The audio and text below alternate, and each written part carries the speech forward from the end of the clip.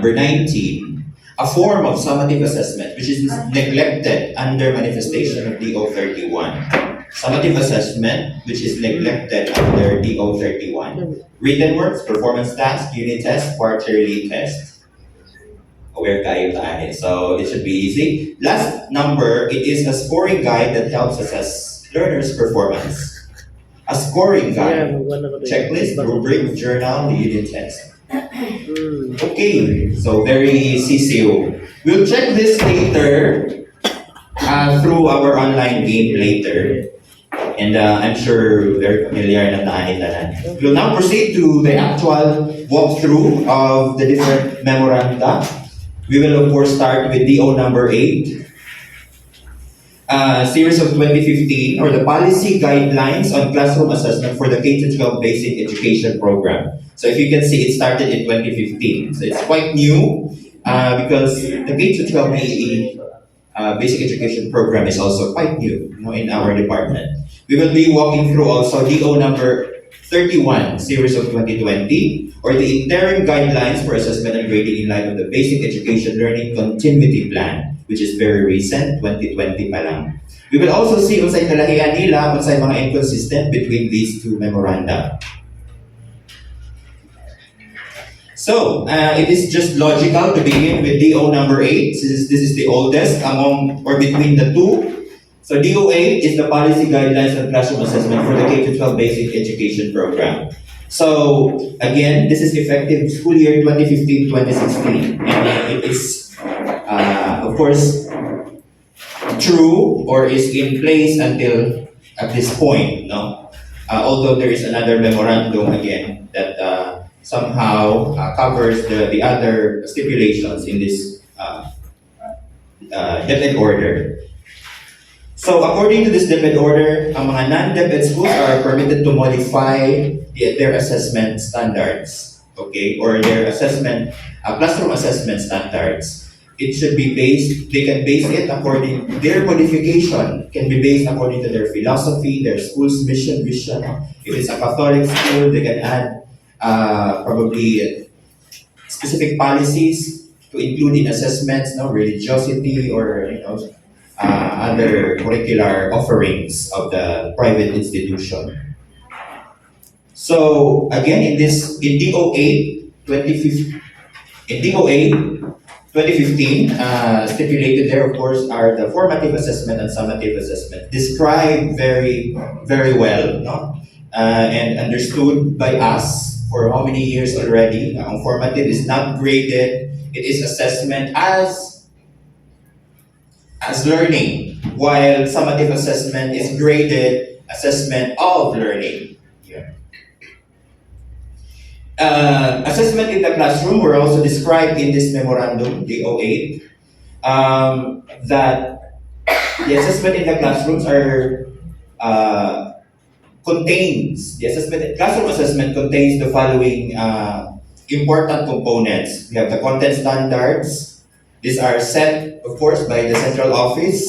It answers what should the learners know. And we can actually see these components in the curriculum guide as well as in our, in the curriculum guide.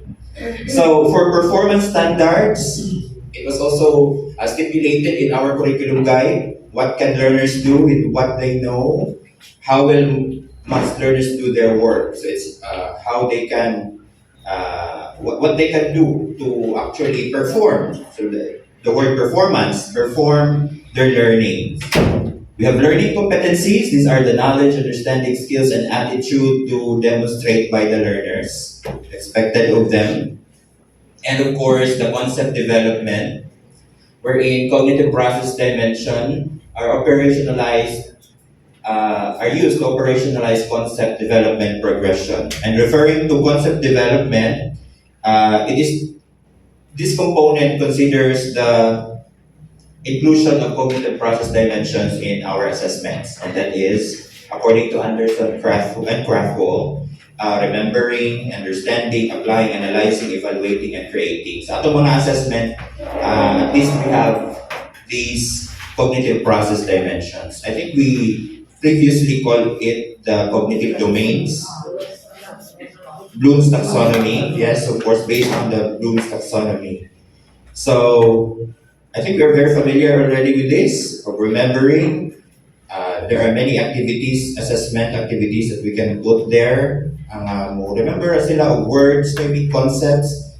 So it's usually like a multiple choice. What is the, what date is the, who is the, so these kinds of questions. And so on and so forth. I will not go through how these areas are done in the assessments because I believe we are already familiar. What's important is the process of assessment in classroom. The DO8 stipulates that there are 4 kinds of processes of assessment. Pwede daw siya individual and collaborative formative assessment. And the formative assessment may be inserted in different parts of the lesson. Pwede before the lesson, during the lesson, and after the lesson. So the DO8 is looking at, we are looking at an environment nga katong face-to-face pa. No? So, always remember, DO8 is not based on our distance learning. It is looking at regular classes, face-to-face. So in our lesson plan, we are supposed to, we can actually insert formative assessments before, during, and after. So summative assessments, there's another process of assessment in classroom.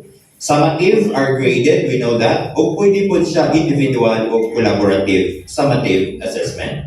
So, both formative and summative, I just want to simply point out na pwede sila individual, pwede po collaborative or group assessments.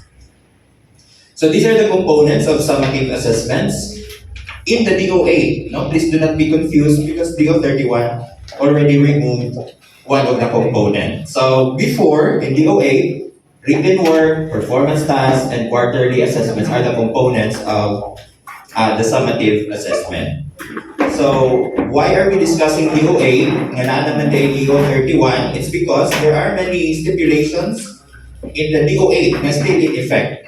No? Only very few stipulations from the DO8 are suspended because of DO31. So, balik yung gihapon ta sa DOA. And later on, we will learn there are also the date of the DO31 is actually for school year 2020-2021 only. It's specified in dito, but until now, we are utilizing it. So in the DO8, itong face-to-face pa, minimum grade in specific learning area is 60, transmuted to 75 in the report card. So that's the minimum. And the lowest mark that can appear in the report card is 60 for quarterly grades and final grades. So this is to emphasize nga nagagamit ta og transmutation table. So gikan sa atong class record ato pa nang gamitan og transmutation table before ang table sa card. So kung sa atong nasa class record ng final grade will not appear on the card. It will be changed according to the transmutation table value. So, progress computation and recording, ilahi-lahi po, no? Sa kindergarten, dili numerical ang atong grado. So, medyo qualitative ang atong i-grade sa mga kindergarten, no? They usually use alphabet A, B, C, or lahi sa kada kinder natin, mga privates. No? But basically, ang ilang ginagamit for progress computation is checklist. Ayaw po siya yung numbers, kaya po itong mga Ay, okay. So, naadya gihapon na number. With description. Okay. The numbers are from Likert scale, range according to murag ganang ingon ani kibali ni So, kindergarten, although we use checklist, anecdotal records, narrative reports, as reported, there are also still numerical. So, we cannot really completely say that the kindergarten is only utilizing qualitative progress computation or reporting. Quali and quanti are also used in the kindergarten. But most of the time, they use checklist, anecdotal records, portfolio. For grades 1 to 12, we use quarterly assessment with written and performance tasks to compute their progress. So, yes, katulad nga ng sinabi, the progress of the learners are described according to this table. So we have 90 to 100 outstanding, And medyo mabagsak sila if they have below 75 or they did not meet expectations. So we are familiar with the O, BS, S, FS, and did not meet expectations. So what happened if the students did not meet expectations? So for grades 1 to 3, in fact grades 1 to 12, no? Kung naa sila yung duha ka failed subjects, duha ka subjects fail in a certain quarter, they will be subjected to remedial classes. And if they still fail in the remedial classes, they will be retained. So retained. 3 failed subject, automatic retained. Kung senior high school, they have to retake the subject. Itawag back subject. So dili sila mo-promote to the next. So again, 2 failed subjects, remedial. So kung 3 failed subjects, although expected no nga nag-remedial naman ta, posibleng bisag failed sila sa tulo ka subject, they have undergone remedial already. So it's very rare na ma-retain diretso ang bata. Usually ang ma-retain ni agi na ginag-remedial classes. So although we have the stipulation na tulo ka subject retain diretso, it is expected ni agi na ginag-remedial. Because the remedial classes are supposed to be given on the 5th week of the quarter. So sa ika-5 pa lang na semana sa quarter, na nakita sa ato ang 1st to 5th nga semana, nakita na nato ang grado sa bata nga medyo murag mubo-mubo, sugdan na dahil nato ang mga remedial classes ana sa 5th week of the quarter. So very rare na moabot gid siya nga tulo ka subject fail. Grabe, rare na siya nga mga instances because we are supposed to give remedials on the 5th week. So, pag human sa remedial, the teacher will prepare the certificate of recomputed final grade or with the remedial class mark, RCM. So, RCM, yung ni teacher, iyang i-recompute ang final grade, average sa iyang remedial class mark. So, tanaw na dahil kung makapasar na bagit siya after the remedial. This will be prepared by the teacher and of course, approved by the principal or the school head. In the report card, there are core values also stipulated in DO8. So, maka-Diyos, makatao, makalikasan, makabansa. Sa DO8, ang mga schools pwede actually modify sa behavioral statements. So, sa katong maka-Diyos, makatao, na behavioral statements, and then different rating na dayon. So, kung ang school gusto niya dungagan, pwede. It is allowed in DO8. Especially kung ang idugang niya is aligned to the school's philosophy, vision, mission, mga ganon. So, again, just to recall, ang atong rating sa mga core values, AO, always observe, SO, RO, and NO. So we know this very well. So what if puro NO ang nakabutang? So,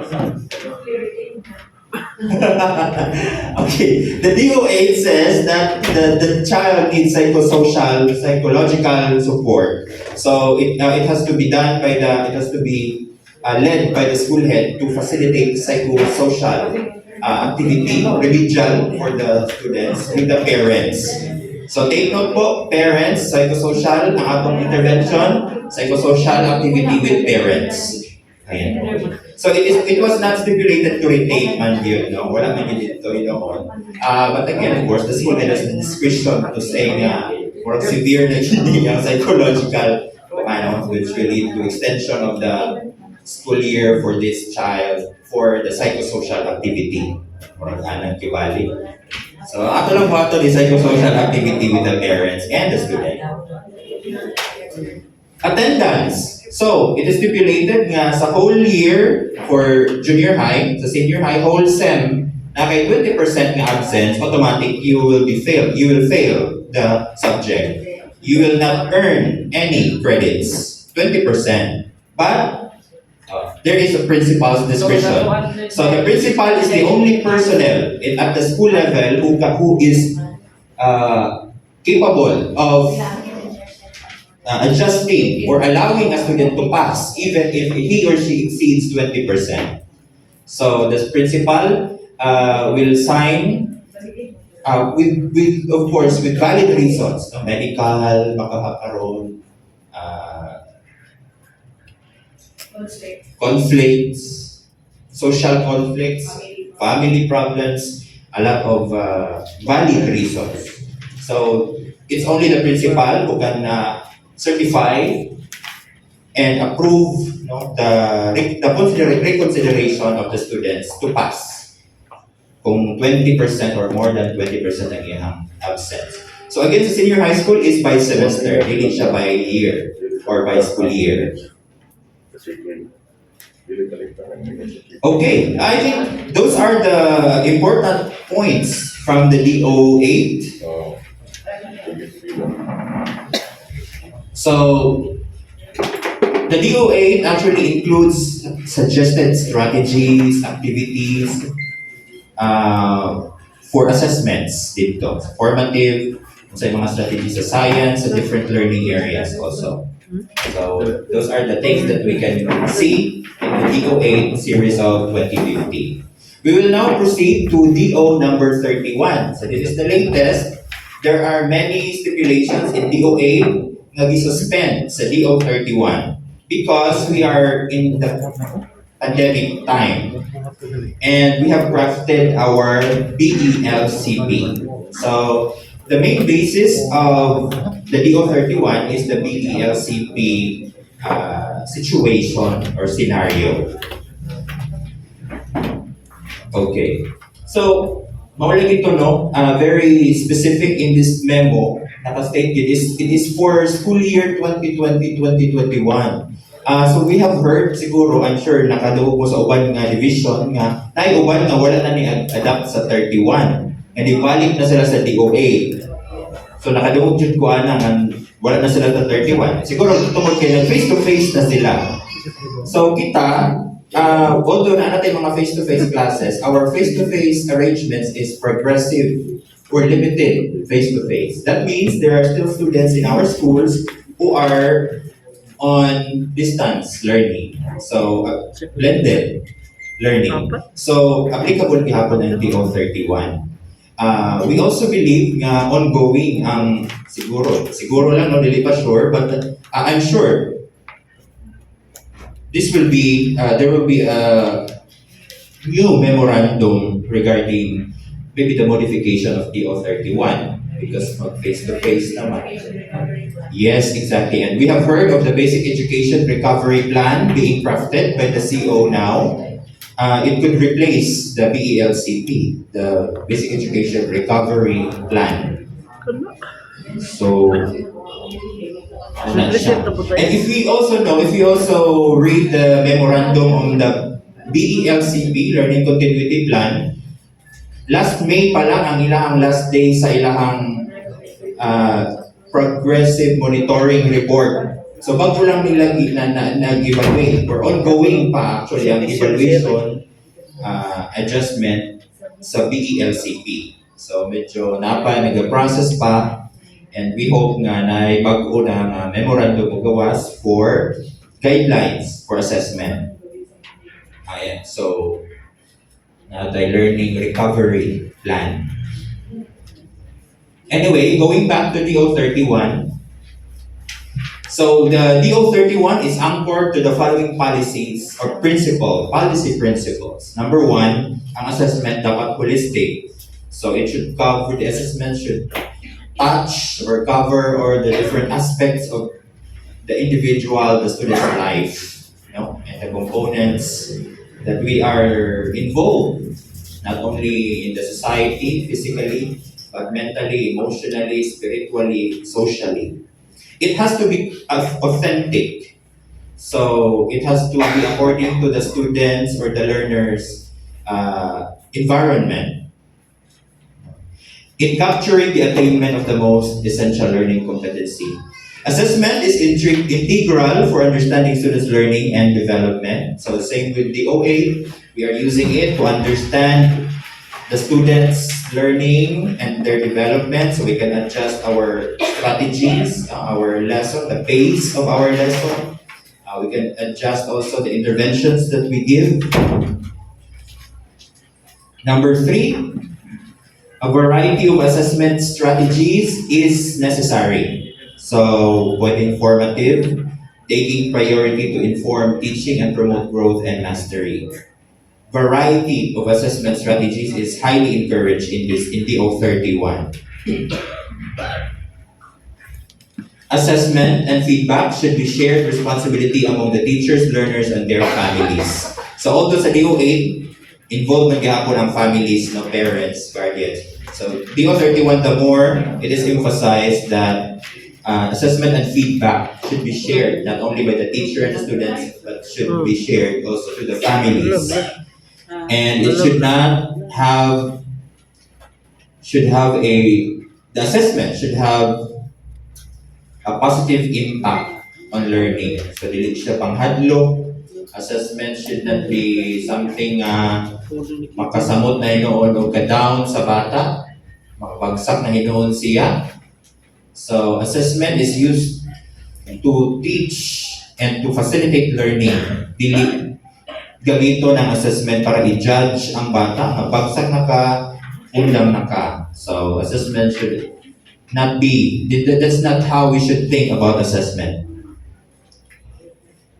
This policy shall be implemented in all public elementary and secondary schools nationwide. Again, so stipulated school year 2020-2021. But until today, mo man ang pinaka-suitable nga memorandum sa ato ang assessment. That's why we are still adapting karon nga 2021-2022 na. Kung wala tayo new memorandum, I'm sure we will be using this for 2022-2023 nga school year. So, while ang DO number 8 is still in effect, provisions inconsistent with these new guidelines are suspended for the school year. So again, ang DO8 still in effect. Pero kung naa may mga provisions sa DO8 nga na-cover na sa DO31, suspended to siya tanan ang mga provisions. So that means we will follow DO31. Okay. So private schools, TechVoc institution, HEIs, ng mga state U, they are encouraged to implement interim policy guidelines as well. So private schools and institutions, they are allowed to modify the guidelines. Pwede po nila utrohon ang mga guidelines sa BELC.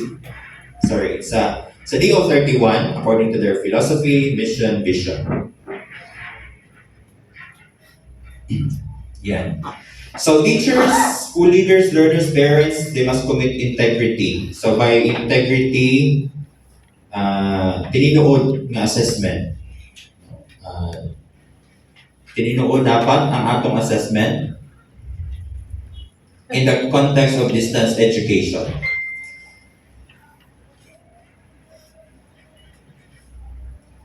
To ensure that all learners are fairly assessed and graded in the continuation of education during this health crisis. We have to uphold, the memorandum is again emphasizes integrity, tininuod,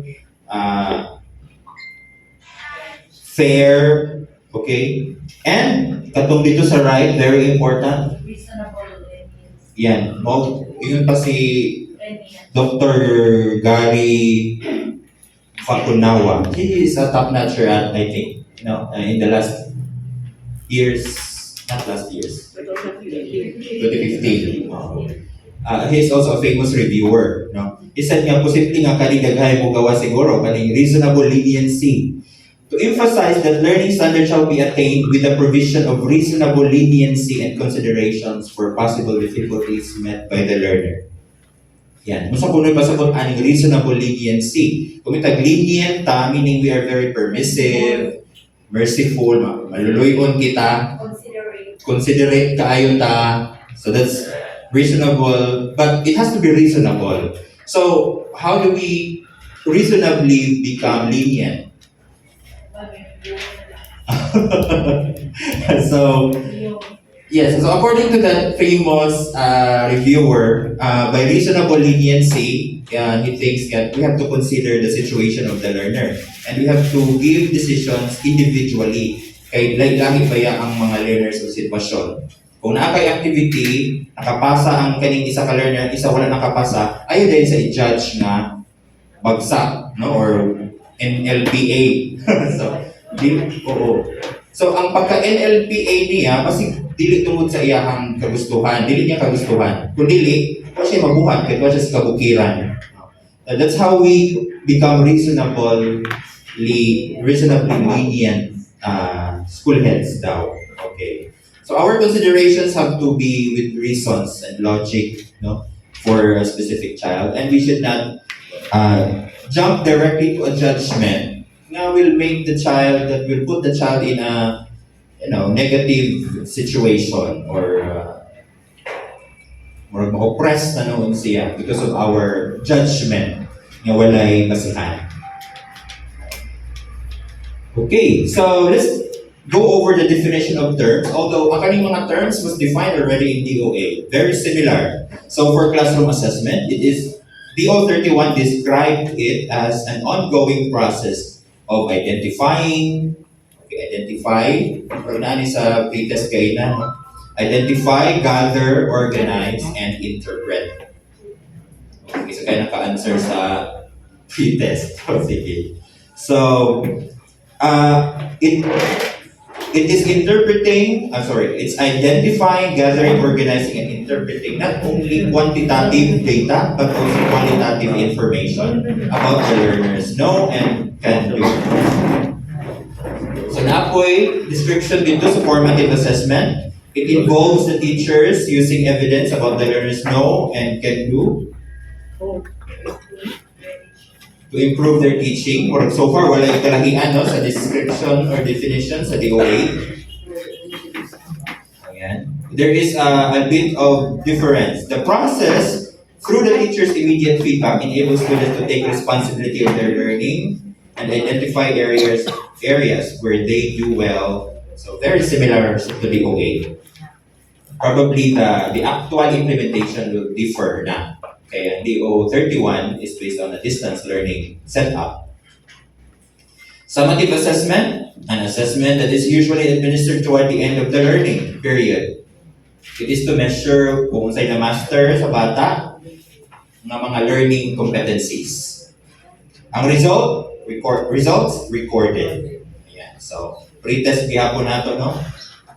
So, summative, recorded. Grading is the way of reporting assessment data. So, we assign value and we record the student's ability, achievement, and progress. So, the procedure of assessment. So, tinuod no, ang distance learning na yung mga challenges na ihatag sa atong mga maestro, especially on giving immediate feedback. Kay module, sa pag-immediate feedback. So, sa may itong mga solution aning giving immediate feedback. So, if you remember ang atong mga module na yung mga answer key. Sumala pa sa atong mga management, it's the answer key. Ang atong number 1 nga makakahatag kay tag-feedback sa ilaha. O nang na-answer key ang atong mga module.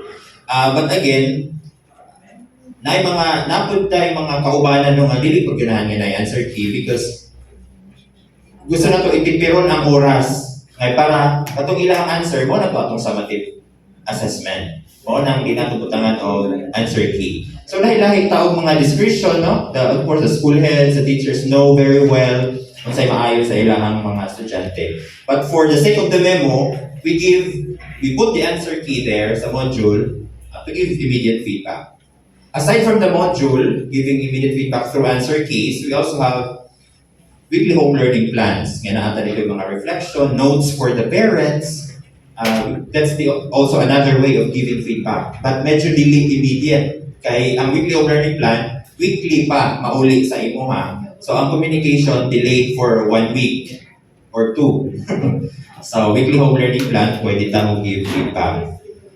Samot ang pinaka-delay ang parents meeting. So na yung mga schools na magpa-meet sa parents to give feedback, mas delayed po gihapon. Same para sa WHLP.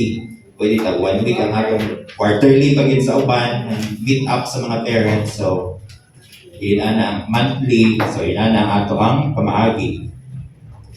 So, in fact, kung ang mga schools na sa mga kusog signal, no, dili kayo problema ang giving immediate feedback because technology is also emphasized The use of ICT is also emphasized in this DO31. So the immediate feedback is done through social media, text, call, and so on and so forth. So they can be pamahagi actually to give immediate feedback.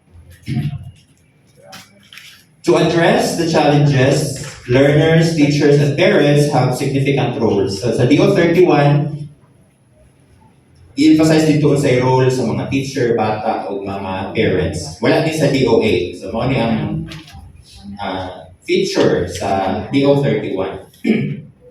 So sa DO31, giingon dito ang teacher, particular focus will be given to the designing of the assessment to allow for flexibility in multiple modalities. That's why we are implementing different modalities. Printed modular, digitized, modular, online, synchronous, asynchronous, blended with TV. So pa may mga modalities. Yun. So homeschooling, we do not have that for here in the division. So the keyword is flexibility.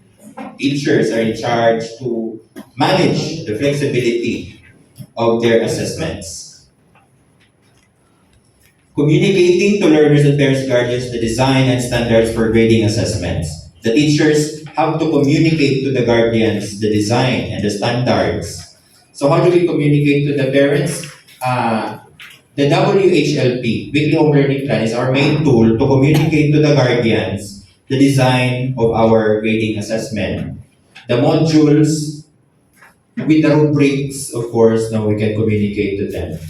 Other methods of communicating can be done. Facebook or social media, text, call, meeting, face-to-face meeting with the parents, and so on and so forth. Third, setting up mechanism for teachers. They have to record progress remotely. Monitor and record progress remotely. So, remotely, meaning the teacher, bisan pag printed modular siya, she has the responsibility to monitor and record the progress remotely. Kasama po rin remotely. Kasabot, bukan kita ng mga cellphone, manawag kita, internet, mo chat kita, remotely. There's no other way to communicate remotely but through the internet and telecommunication service. Unless, telepathy. So, there is no other way. But we are very resilient. We conducted home visits instead. No? Kung wala yung signal, wala yung internet, home visits are done. So, modification na siya sa number 3. Okay. Di yung makayag remotely, we do home visit. Or, we call the parents for a meeting. Number 4, the teachers, they have to give timely, constructive, and relevant feedback. Emphasized really in this TO31 is the feedback given by the teachers. So, in different modalities na yan. The teachers have to facilitate remedial classes.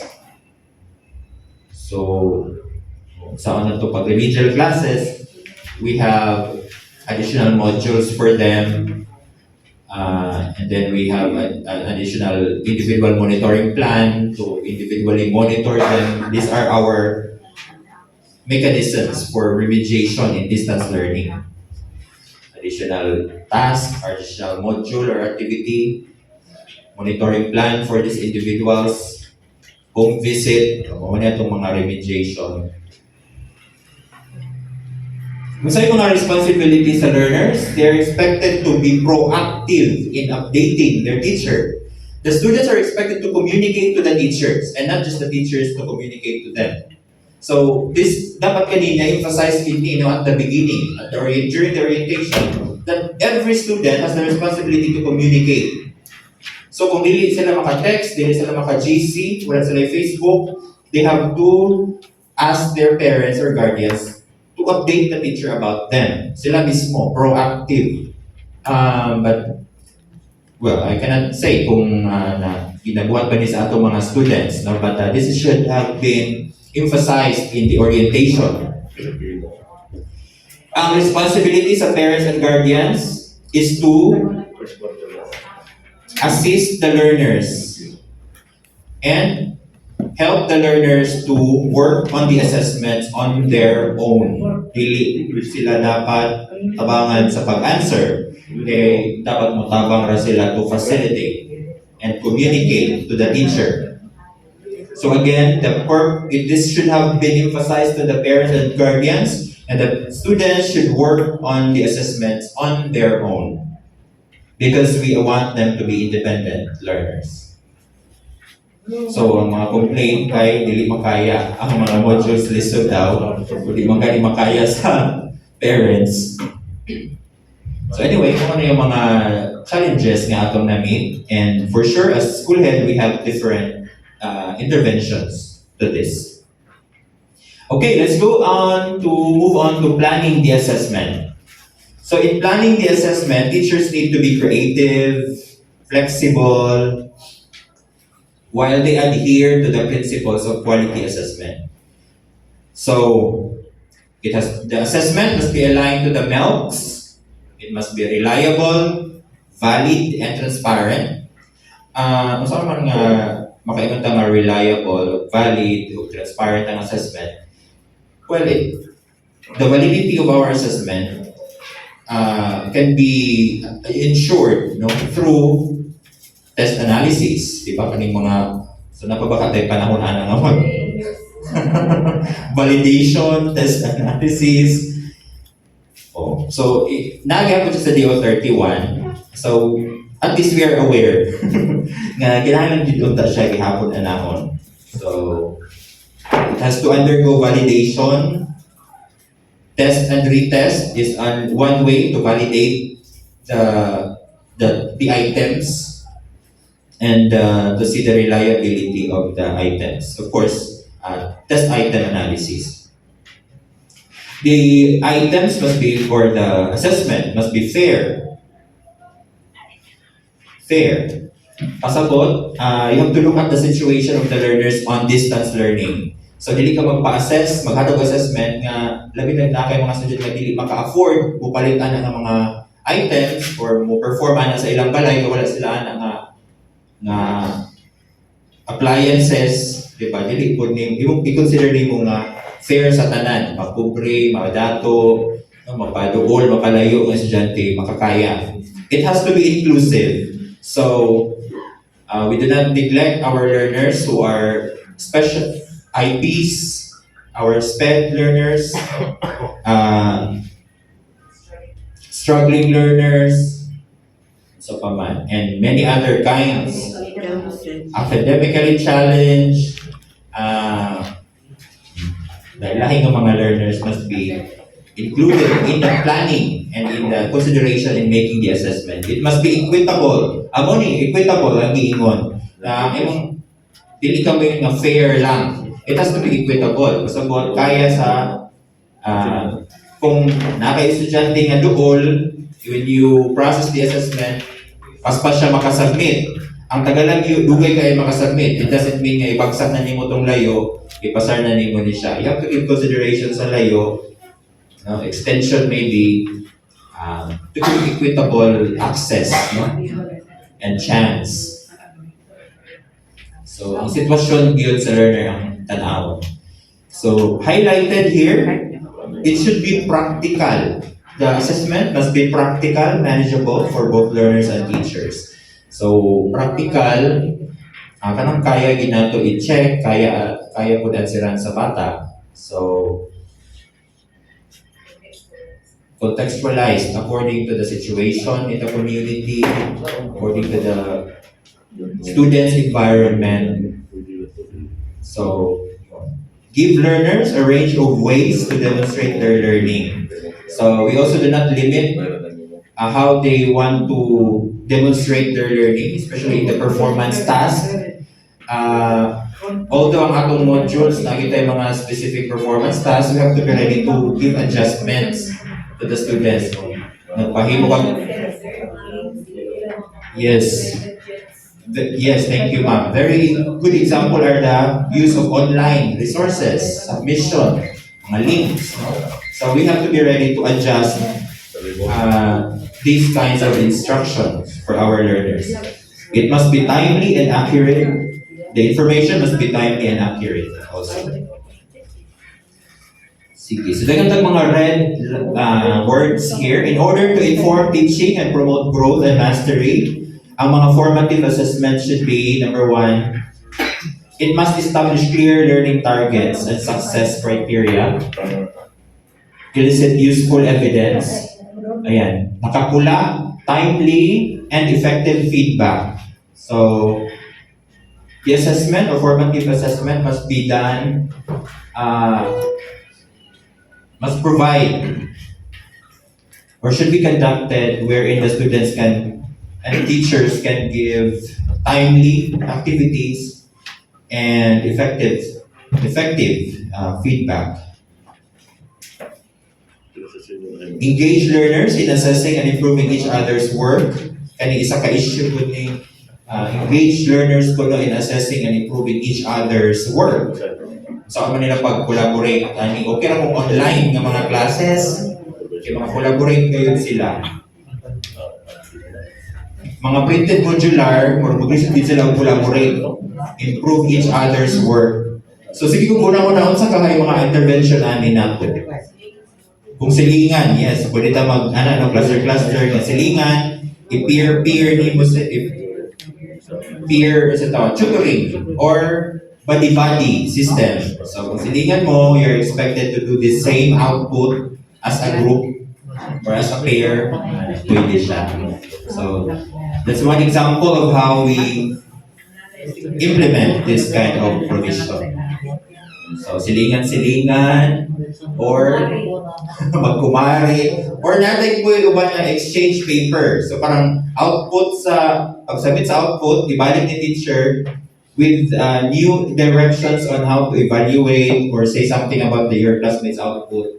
So parang ipagbuhat, kuhaon ni teacher, i-distribute sa lahi-lahi ng mga estudyante. So they will see their classmates' output. So grabe na ginamka. Pero possible gihapon. So we find ways to adhere to the stipulations of the DO31. Increase ownership of their own learning. That's why in the planning, the students must be involved in the planning of the assessments. We usually involve the students through diagnostic tests. The conduct of diagnostic test is one way of involving the students because by knowing kung asa nga mga concepts ang medyo dili sila maayo nilang stock knowledge, we can adjust. But of course, aside from diagnostic tests, there are other ways of helping the students to own their learning. Number 1 is our flexibility.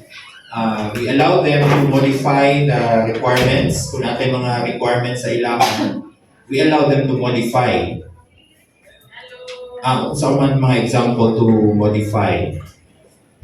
So if in case you require a specific class to create an output, let's say a brochure. So usually in senior high school, we ask them to create a brochure and then siguro ang estudyante wala siya printer or wala siya band paper.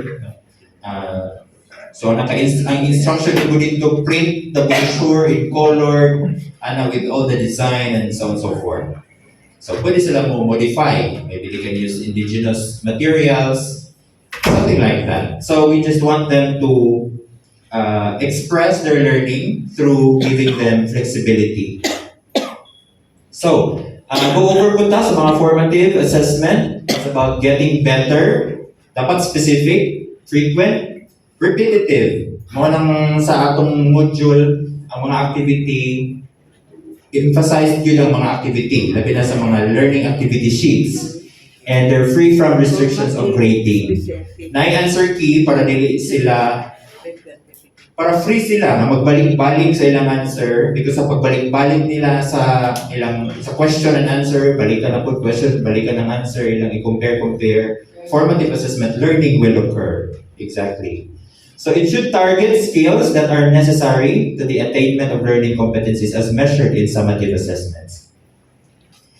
So to evaluate student learning, Summative assessment shall continue to form written works and performance tasks. So, written works must be administered to assess essential knowledge and understanding through quizzes and long tests. So, quizzes and long tests.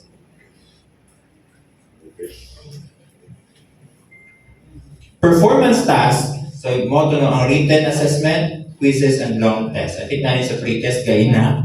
Okay. Performance tasks, we give, it refers to the assessment that allows learner to show what they know, performance. So they can create, innovate products, or do performance-based. So pwedeng skills demo, group presentation, oral work, multimedia presentation, research project. So, it is also important to know, mga written works, they can also be considered performance tasks. Mga written outputs, especially like research project. That's a research project has a written component, a proposal. So it can be considered as a performance task. So, sa ang performance task, it must be designed to provide opportunities for learners to apply what they're learning to real life situation. So ang atong mga performance task nasa sa module. Anya ang mga instruction pag yun, ato pag yun na siyang dungagan through the WHLP. So unang, WHLP is not a duplication of the module. The WHLP should serve as a guide, instruction, the general instruction of the entire activity of the week. No. So, dili siya duplication sa module. So, dapat naka-appeal ang mga rubrics, rating scale with our performance tasks. So, teachers are advised to collaboratively design and implement performance tasks also. So, isa po ni sa i-emphasize sa DO31 na para dili mabugatan ang mga estudyante, the complex task sa mga lahi-lahi nga learning area, subject, pwede siya integrative assessment. Integrative assessment. Kung ang English, sa English teacher, nag-require of kanang write-up or newsletter. Ang science, nag-require of essay about environmental activity sa DOST.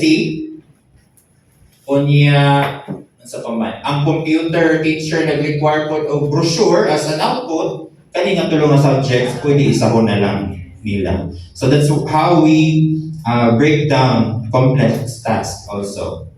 Ayun. So that's very highly emphasized in this DO31, ang integrative assessment or integrated assessment, which we do not commonly do. Usually ang mga teachers kapuya na po nga mag-meeting na po ng mga lahi na teacher magsabot-sabot. Mas grabe mo trabaho rin kita para paspasra ang mga pag-print o pag-kuan. So, DO31 suggests nga atong hinahinayan o practice nga work with other subject teachers. Nonetheless, all learners within a class should be assessed on the same competencies using the same scoring tool. So, ang mga teachers must exercise professional judgment. They have to provide enough opportunity, redo the work whenever necessary, hangtod sa ma-reach nato ang learning target with the least amount of pressure. Nolan siya sa DO31.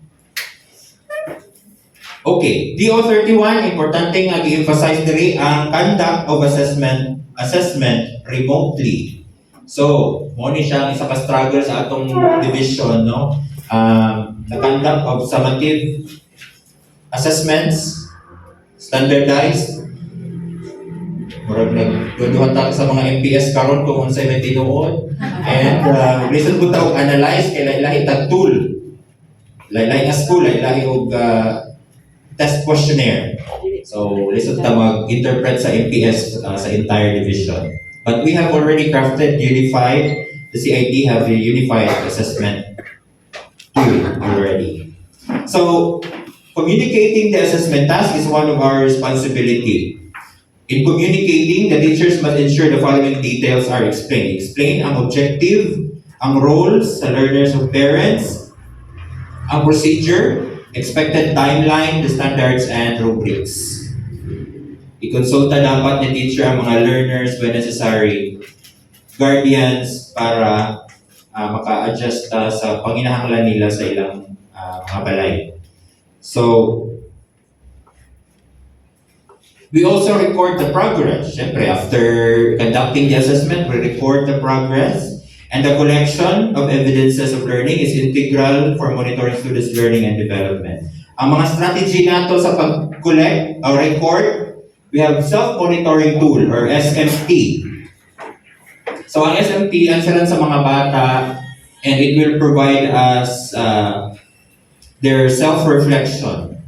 So SMT is emphasized in DO31, self-monitoring tool. Answeran niya sa mga bata, makahatag niyo mga ideas sa teacher kung sa mga kalisod, no? Kung sa mga assistants, sa kinahanglan sa parents, o kung mga reflection sa mga bata.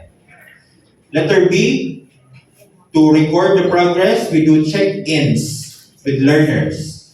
So, check-ins, it is a moment na na-dual ka sa estudyante. So, it can be done through home visitation or limited face-to-face interaction with parents and the students. So we usually do this during the administration of assessments or summative test. Pero dito na ba sa atuan naman summative test, modular mechanism na ipadala ra, return, o maginato ang dali ra nga buhaton. But we can actually also do check-ins. Kita mismo home visit, pa-answeran ng summative test, then retrieve. Or small group o face-to-face, answer the summative, retrieve. So, so depende lahi-lahi tao pamaagi. Pero, we can do check-ins. Evidence of learning can also be from the learning portfolio. So, na ako yung mga teachers nga magpahimo og mga learning portfolios. Dito po na kuha ng mga record of learners' progress. So again, formative or summative assessment must be accompanied with timely, constructive, and meaningful feedback. So, in giving feedback, we have to maximize available communication option. Pwede ta writing feedback on the output. That's why pwede ta mo feedback dito sa WHLP, pwede po sa module. Sulat-sulat na dito sa atong mga note for the parents and students. We can text the feedback, katong gingon ako, social media. We can always give feedback kung nalay social media.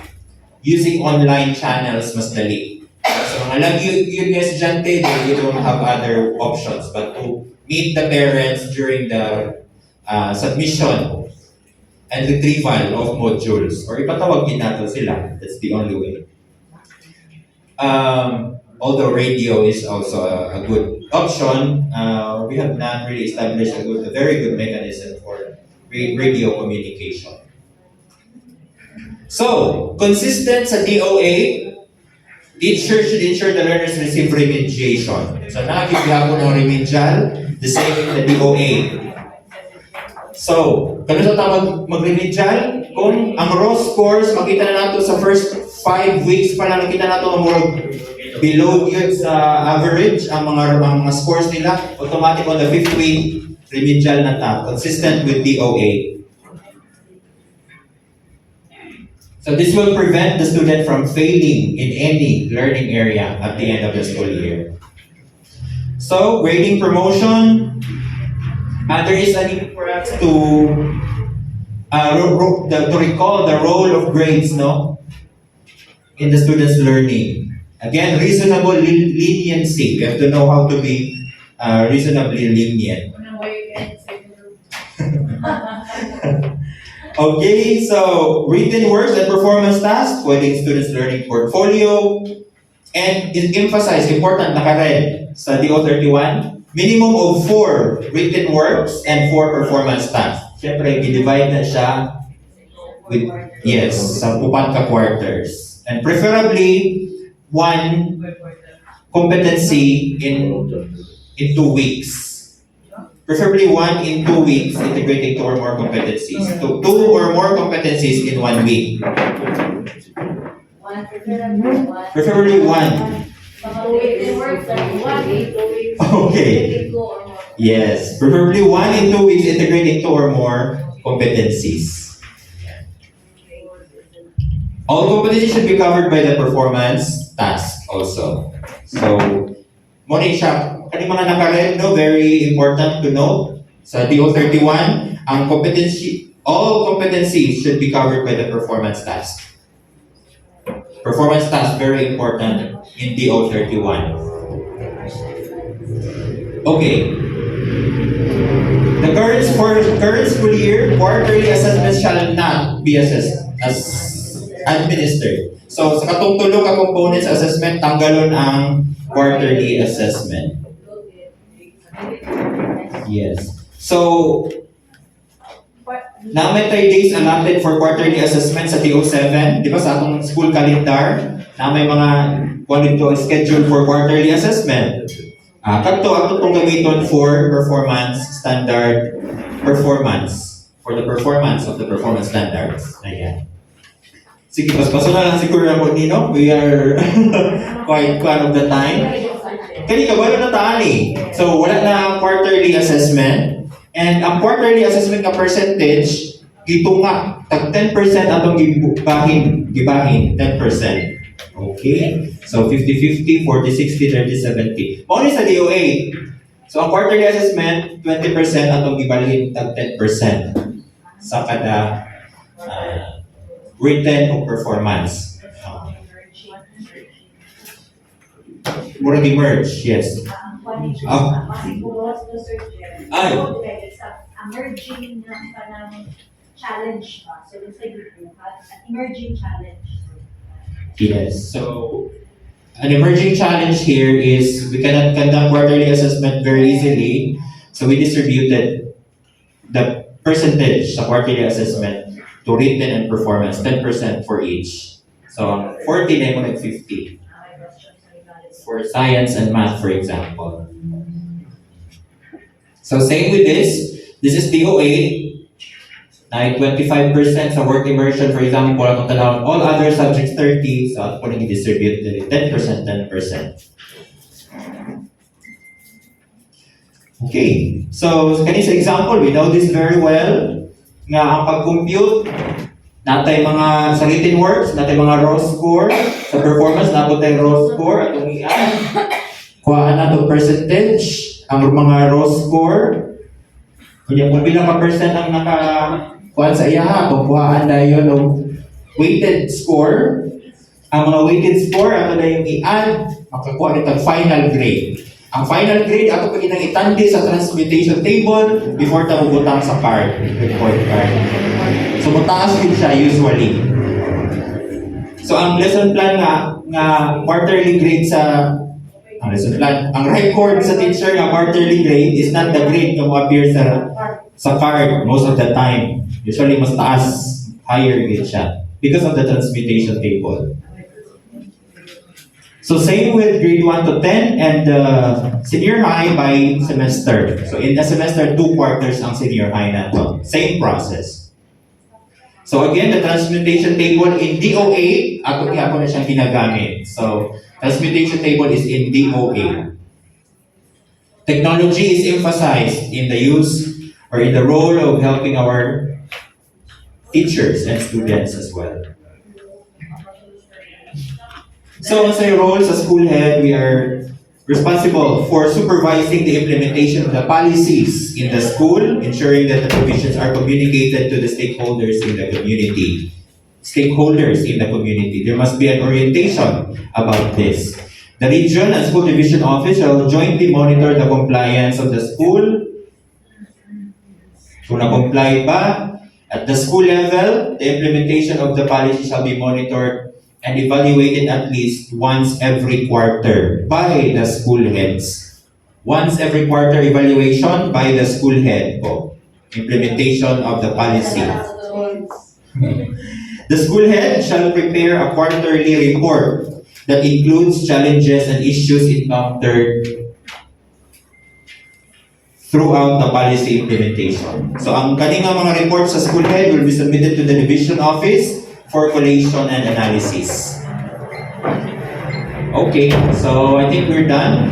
We'll have the post test. Is it okay mag-plan? Okay. We'll just do the post test very quickly. Kung tama ba itong mga answer. Gusto niyo i-online? Yes, I-online? Sige. So we will have classic. Okay. Ay, hindi pwede mo classic. Instructor base. Kahoot. This is quizzes. Mura lang mo siya kahoot, no? You can go to myquiz.com or quiz.com and then enter the code 865237. Quiz.com, QUIZ.com. Ang code na to 865237. Okay, mura pinalugar na po mga 4 minutes. Sige, let's begin. Kung wala kayo nakasunod.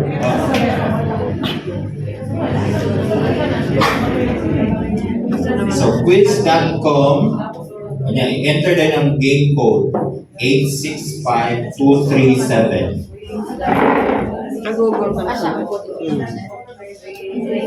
So mo ato ta sa browser.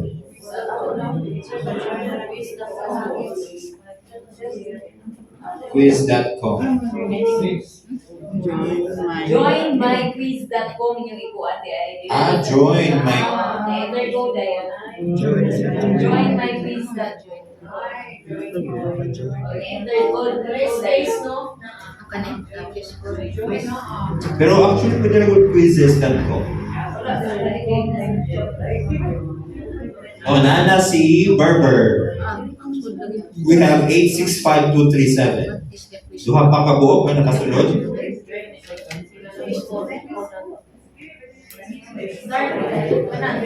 Okay, dagan-dagan na. 5 na.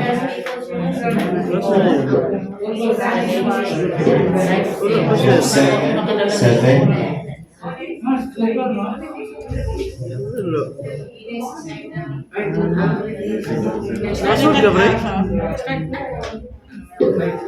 Okay,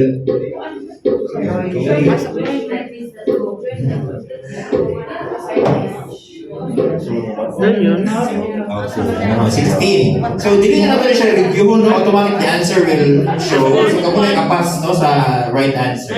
I think the item, the questions are easy. 16 ang takabuok. Can we start? 17. Wala pa ma'am. When I click start, yan mo, kita na ninyo sa inyong cellphone dahil ang options.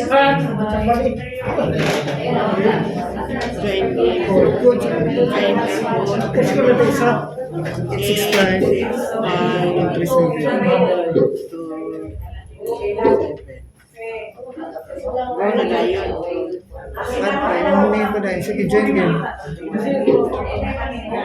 26. Pinatakabuok ka ni ma'am? 43. More than half naman din. 30 taon ma'am. Sige, butay mo naman. Sige, 30 daw. Tuloy na lang kulang. Okay, 28. Pwede na ni ma'am, no? 29. Okay, we will begin. Sa mga nila maka-join, witness na lang, no? Sige. Let's begin.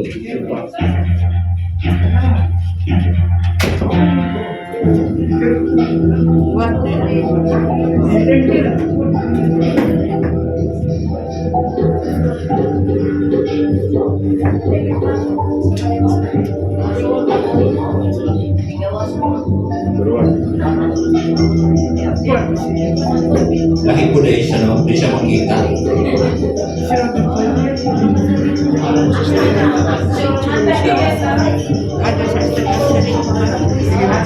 Kung tagay ni answer o adoption of the BSC leaderboard. Namumuna po si Ma'am RV. And sige. Okay, next question. Okay. Si Ma'am Arvy, sumampong.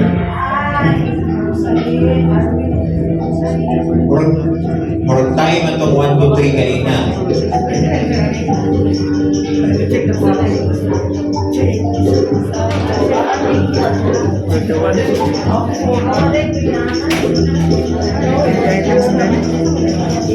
DO31 ang kasagaran answer.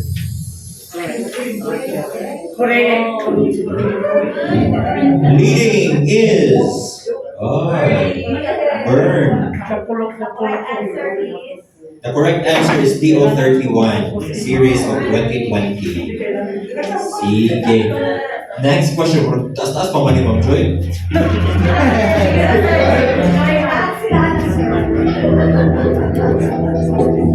It is an integral part. Uy. Di siguro kanya akong i-show na kasi pag kinumbiyahay. Kanina lang.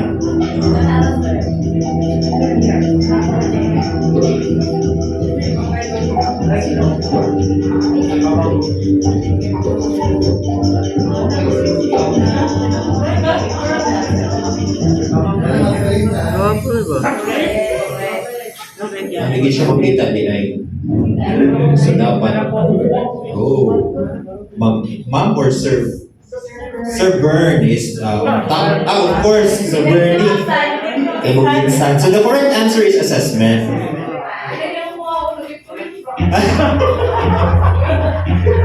Hina yung signal ni concrete cyclist.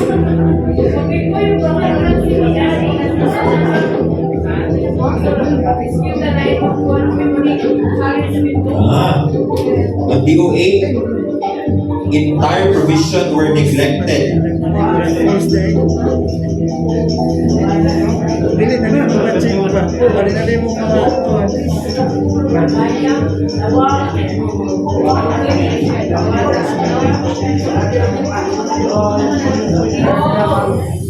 And the correct answer is still on top, Sir Bern. Sir Bernie. So it's false.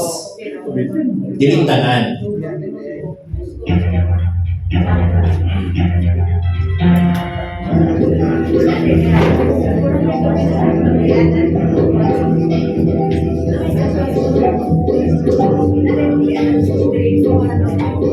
Ay, suspors mo na yun. Ay, permanent naman.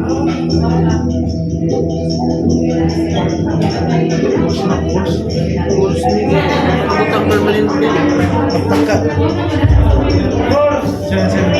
Naturo ako ang set.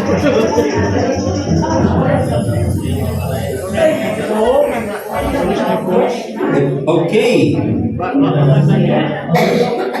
Ayan, still on top, Sir Bernie. And the correct answer is false. Hindi po permanent. Karoon naman eh. Interim.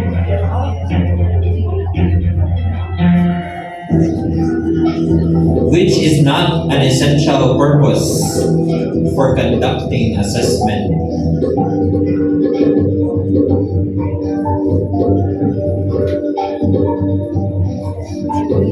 Alam na. Chart and answer of the truck. Para ito, namurog na ito. Nakakurog na ito sa katugnaw. Okay. So, undefeated na si Sir Bernie. The brilliance of a teacher, ayan, hindi na necessary for assessment. Papaspasay ko din na ako'y points na paspas ka. So, isang tama yung answer, pero lugay kayo ka ni answer, minus.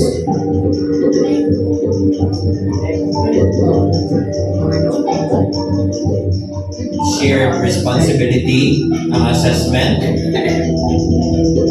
Isa ka nag-answer of false pa.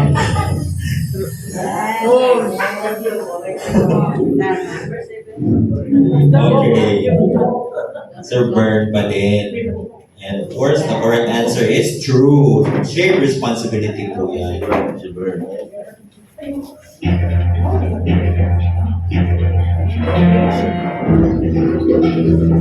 A tool that can be used by teachers to record the evidence of learning.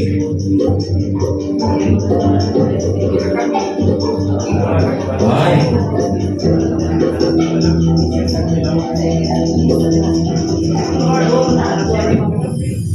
medyo nagka-equal na, no?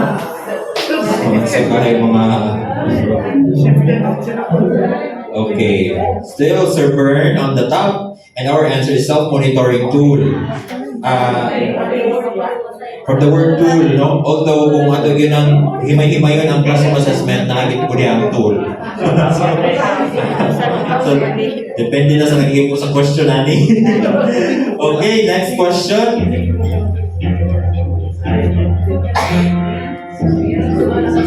This contains a schedule of day-to-day activities that should be done by the learners on a specific given time.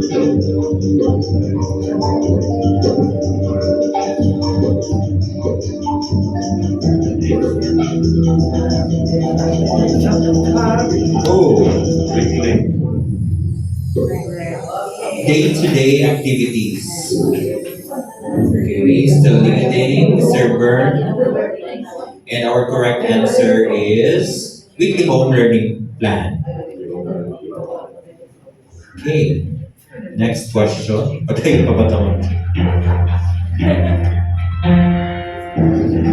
an assessment that is not subject to be graded and recorded.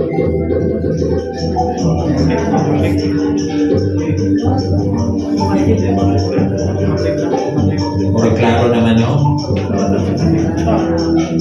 Online na ba ang NQESH ata, no? So be careful kasi mapareho tayo, mapali-bali yung mga. So we know the answer niya na mali atong pagtuplok. Delikado. Burn. Formative assessment, syempre. Graded. Sorry. Not graded.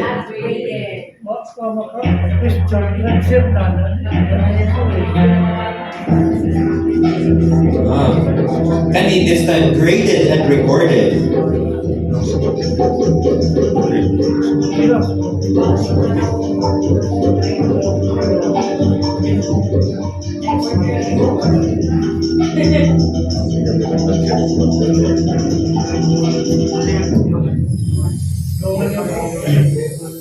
Now we answer a quarterly test. So bagay, quarterly test also. Okay, the answer is summative assessment. It covers including quarterly test. So umbrella way or umbrella strategy.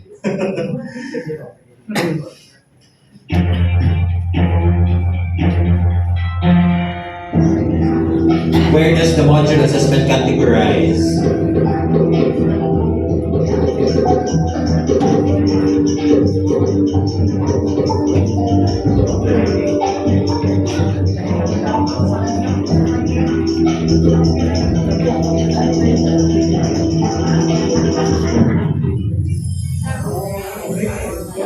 Okay. Siyempre, ang module nato, no, na siya'y answer key. Bern pa rin, Sir Bern pa rin. It's formative because not the answer key and we want to provide immediate feedback.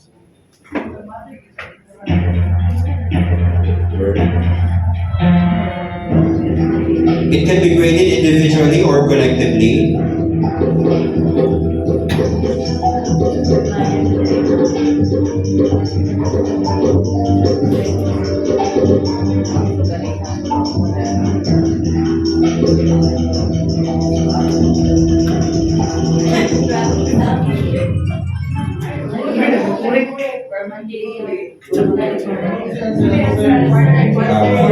Okay, let's look at the answer. The answer is formative assessment. Individually or collectively. Ito, no?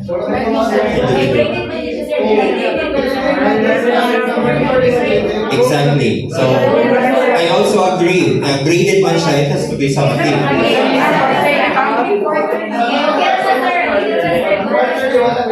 Anyway, let's just agree with this. It must be summative, kay graded. And both formative and summative can be done individually or collaboratively. So, apologies for this question. Let's move on. Tama.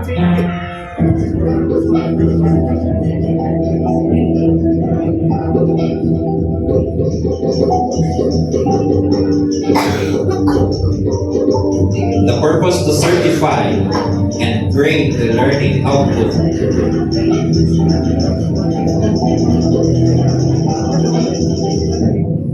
Okay.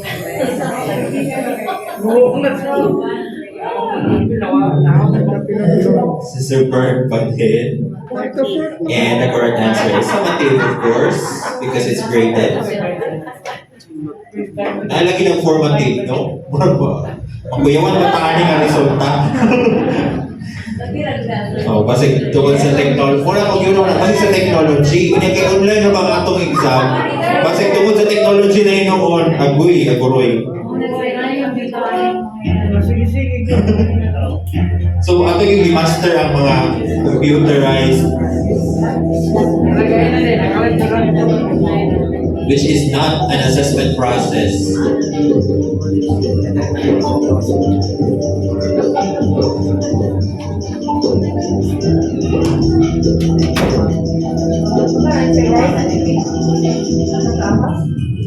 So, kanina na ako tayo mga murag lahi-lahi ng opinion namin. Yes, sir. Using ato, sir. Tinawag, yes. Using, actually solving po, wala po siya, di ba? Sa planning, collecting, interpreting, analyzing.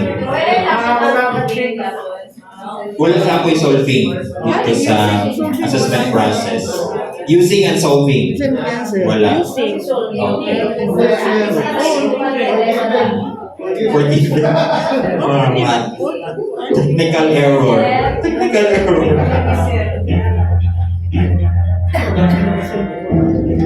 According to DO31, what should be the basis for summative assessment? More than 2 answers. DO31.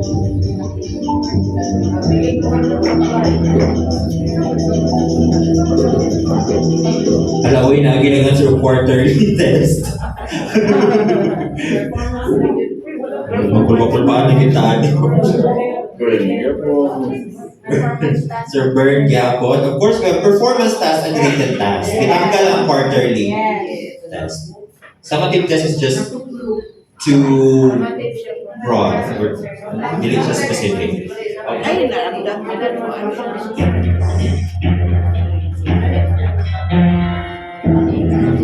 It consists of quizzes, long tests, unit tests. Nakagil gihapon na guys.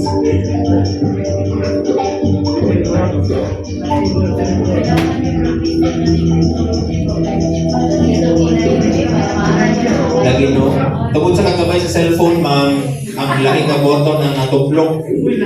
So, di. Okay, mula sa server na ganyan. Correct answer, written word. Next question, number 18 na ta. Second to the last. It may be in a form of demo, group, oral work, multimedia, research projects. Kung naging na mali, magpaplo.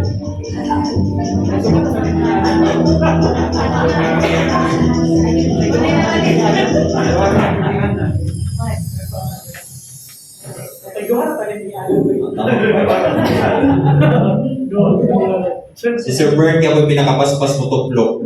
So, performance task is the correct answer. May gani kaya NQESH dili papaspasay tuplok. Power test day gihapon. A form of summative assessment which is neglected under DO 31.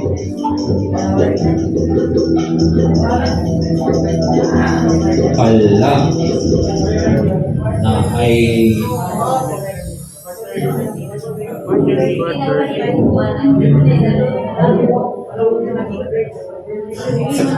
tuplok ito, sir. The correct answer is quarterly test. Mo ni atong gitanggal. So, daily unit test, performance task na gihapon ta ani. So be careful tano, sir. And now go to the last question. Finally,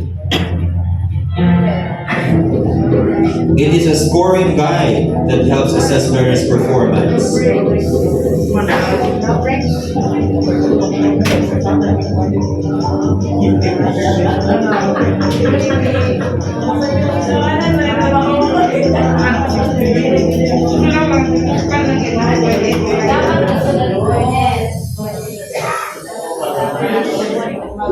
Congratulations to Sir Bernie Montero, followed by RV. The correct answer is rubric.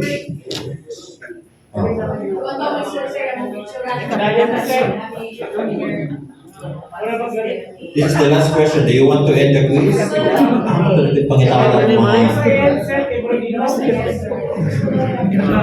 Asa kayo to? Two question. Okay. Isip there is a participant's view.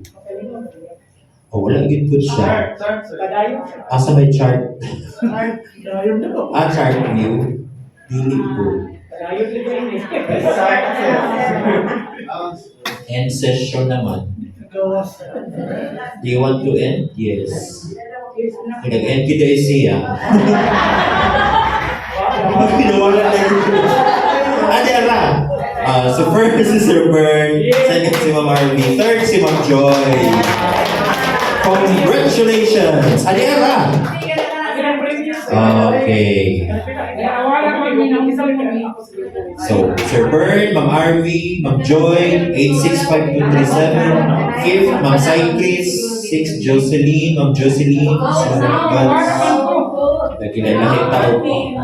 Internet strength. Dapat yung kick out.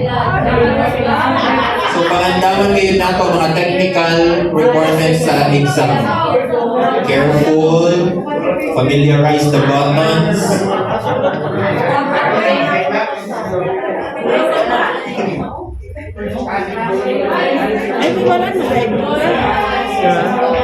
Alright, so thank you very much. And once again, good morning.